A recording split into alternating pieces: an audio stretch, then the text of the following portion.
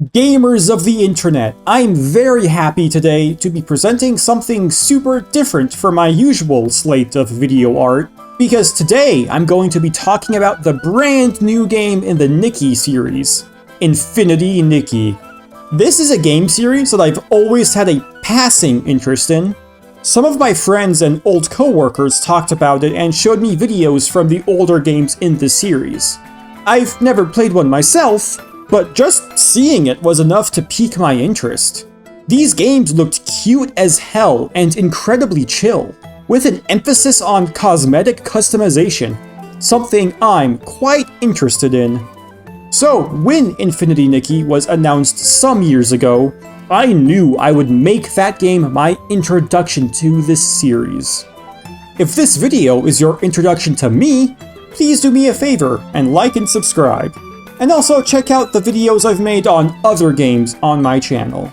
Of course, looking at the kinds of games I make videos on, you might be confused as to why Infinity Nikki even appeals to me in the first place. I'm clearly someone who plays a ton of Souls games, survival horror, and Magic the Gathering. This is a stress-free game about making cute outfits. Why would I, a capital G gamer, be interested in this game that's marketed towards teenage girls and white women who own too many cats?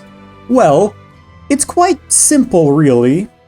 I think it's incredibly fun to play dress up, and I'm tired of pretending that it's not. I know my fellow Souls fans can find it in their hearts to agree with me on this. I love making outfits and customizing my character in every game I play. And customization is kind of Nikki's main mechanic, so it's right up my alley. But I'll touch more on that later. First, let's go ahead and talk about the story. At least what I understand of it this early on into my playthrough. The story starts when Nikki discovers some mysterious new drip in her closet, and gets herself isekai'd to the same universe from Kill la Kill. This is Miraland, a world where clothes grant you power and being a stylist is the ultimate dream job. Before we can officially immigrate to our new home, we meet up with Queen Marika, who gives us the main quest of the game. It turns out we have to try saving the world using a long-lost Supreme branded t-shirt. The main plot supposedly revolves around finding this miracle outfit, but I wouldn't know, because I spent 12 hours catching fireflies. A fine addition to my collection. Nikki herself is easily distracted too. A lot of the early hours are spent meeting new faces and solving their problems. One such face is Nikki's best friend and feline companion, Momo. Momo is like this game's version of Paimon. However, unlike Paimon, Momo isn't used as a mouthpiece for the player character. Nikki has a ton of her own voiced lines during dialogue, which I greatly appreciate. It gives her much more of a personality. Like all fantasy games, Infinity Nikki has a variety of different factions, all with their own goals and aspirations. The conflicts between these factions play out pretty much the way you would expect from any story like this. Rivalries, alliances, grabs for power, that kind of stuff. But because the game presents everyone through the lens of being a stylist instead of an adventurer, scenes between rivaling factions come off like an unhinged episode of Project Runway. Our black scissors cut through every inch of fabric. Snip, snip, you're going to lose. Prepare to cry.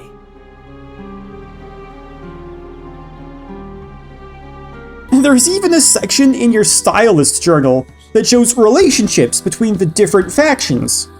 For some reason, it's displayed on this conspiracy board. It's so bizarre, and just listen to how this thing describes some of these people. Her thirst for power is no secret, and although she reigns as the sovereign of cool, that is not her final goal. Wherever she points her scissors next, you can be sure it's towards a place she is determined to conquer. Even though some of this writing is incredibly funny, I'm not so sure that's the intention. Most of the dialogue feels infantile? It's hard for me to explain, but it's almost like they're leaning too hard into the whole power of friendship vibe. Fear not! The Stylist Guild is here to help! Huh? Where are the Esslings? We just purified them all.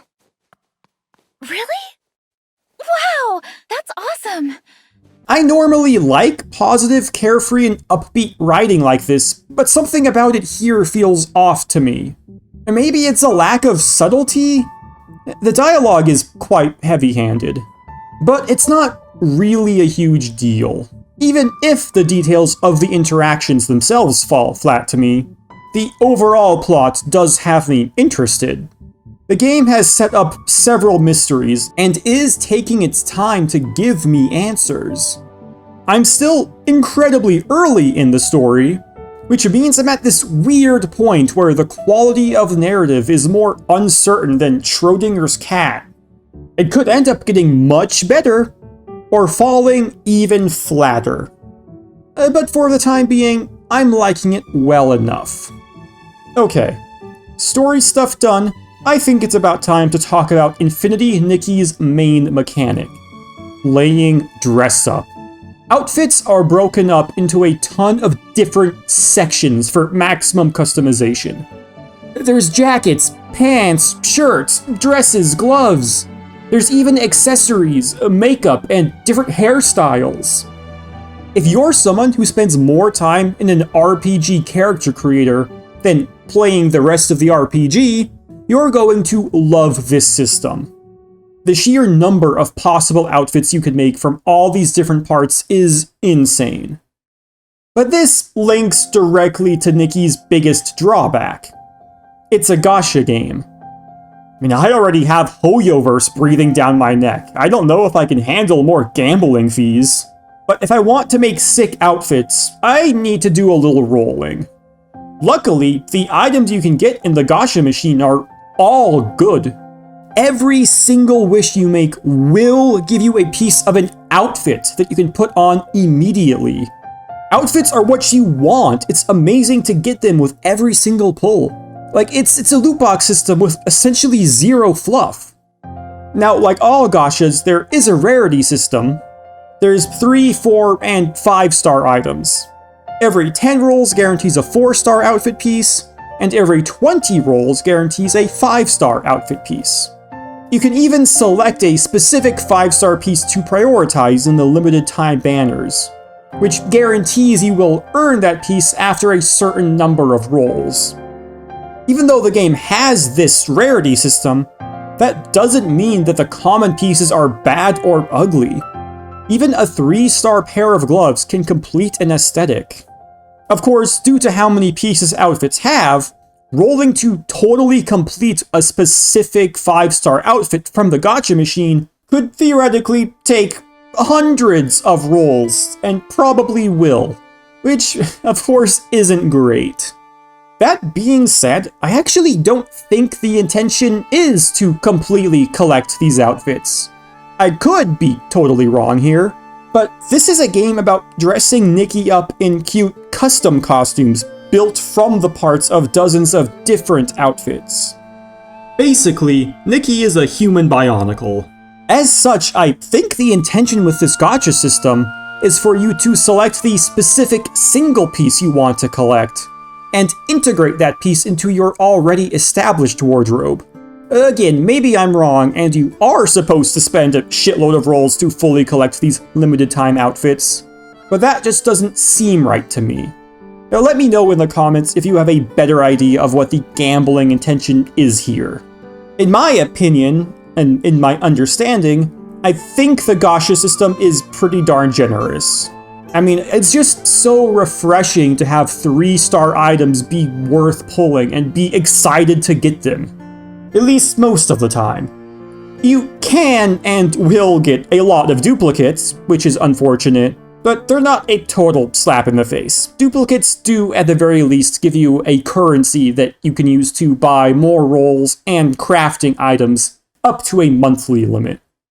Speaking of crafting items, maybe I should talk about what this game is like when you're not spending time in your magical walk-in closet. Infinity Nikki is set in an open world full of micro-activities. You can catch bugs, go fishing, play with the local wildlife, and probably more things I haven't even discovered yet. The main thing you do in the open world, though, is collect Whim Stars. These things make Infinity Nikki feel kind of like a collectathon game, in the same vein as Mario Odyssey or Banjo-Kazooie. Sometimes the Whim Stars are just sitting somewhere, and require some level of platforming to reach. Other times, you need to complete a short time trial or visual puzzle to collect them. Sometimes you even have to enter a dimension door to solve a more complex puzzle to earn yourself the Whim Star. This is kind of random, but I love the instant transmission between these puzzle realms and the real world. I don't know why the lack of a loading screen here is so compelling to me, but I love it. There isn't even any lag or slowdown. This is seamless. I swear, there must be some sort of technical wizardry going on here. This is so impressive to me for literally no reason. Anyway, back on topic. Nikki also has a stamina system. I don't think I've unlocked everything you can do with stamina, but so far it feels forgiving, just like everything else. You use stamina to exchange items you collect in the world for experience, money, or universal crafting materials in these little dungeons. So far, I haven't found a reason to need to exchange my stamina for this stuff, but I'm sure at some point I'll become progression blocked and I'll need to engage with this system more.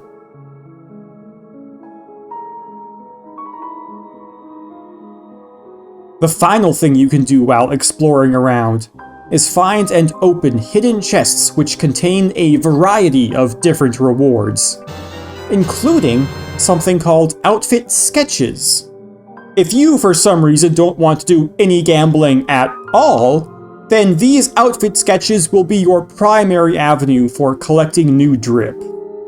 Unlike the parts you earn from the Gacha machine, outfit sketches cannot be worn immediately. Instead, they unlock the ability to craft the specific piece depicted in the sketch. This is what all those bugs, fish, and fruits are for. You need them to turn these sketches of outfits into real outfits. I don't know how sewing together a couple of beetles results in a brand new dress, but if it works, who am I to scrutinize? Be careful though. The world isn't just filled with friendly little critters. There are also creatures here called S-lings that make up the basis for combat encounters. The combat mechanics on display are incredibly basic. Nikki has a ranged attack she can perform that usually defeats these S-lings in a single hit. You kind of have to aim these attacks by facing yourself towards the enemy, but it's very easy. If you get yourself hit by these enemies, you'll lose some health until combat ends. So far, I haven't been hit by more than one attack in any given encounter, but things could ramp up as the game goes on. Of course, combat is far from the main appeal of this game, so its simplicity is largely a non-issue. Nikki's platforming mechanics are also quite limited. Holding your jump button gives you a slightly higher jump, and pressing the button while in air activates your float ability, turning you into a modern-day Mary Poppins. I haven't yet come across any particularly difficult platforming challenges, but they could exist. I've already seen some jumps requiring timing, or jumps needing precision to land on small platforms. So the building blocks for some hard shit are certainly there. But just like the combat, making super engaging platforming isn't really what Infinity Nikki is trying to do. These platforming mechanics are really more of a method for traversing the open world in a fun way. And honestly, they are pretty fun in that context. Sticking with the theme of things that I don't dislike, but am kind of disappointed by, I think the art style is kind of inconsistent. Some of the environments and NPCs are designed with a realistic look, but some of the characters, particularly Nikki herself, have more of a cartoony or anime design. This cartooniness extends to almost all of the animals and insects as well. But then there are some characters in this game that appear almost photoreal. Just look at the difference in eye size between Nikki and this random NPC, for example. It's kind of a weird clash. Realistic environments and NPCs with some cartoony creatures and humans just doesn't feel right to me. This art direction isn't terrible by any means. The game still looks good. I just wish they leaned a little bit more into the cartooniness of it all. I think that would make it a bit more appealing to me. Infinity Nikki has been an incredibly fresh experience for me. It's a game I can just chillax to. It's cozier than a warm blanket. It may not be perfect, but it hits where it counts. Sometimes I want to play a game with exhilarating combat, over-the-top violence, or depressing stories.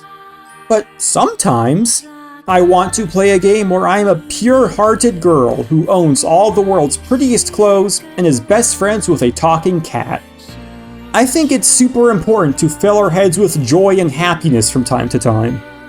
Games that encourage the spreading of joy will always have a soft spot for me in my heart. Hell, the dress-up mechanics alone are enough to make me like this game. I highly recommend Infinity Nikki to anyone who has a creative bone in their body. But what do you think? Have you been enjoying Infinity Nikki?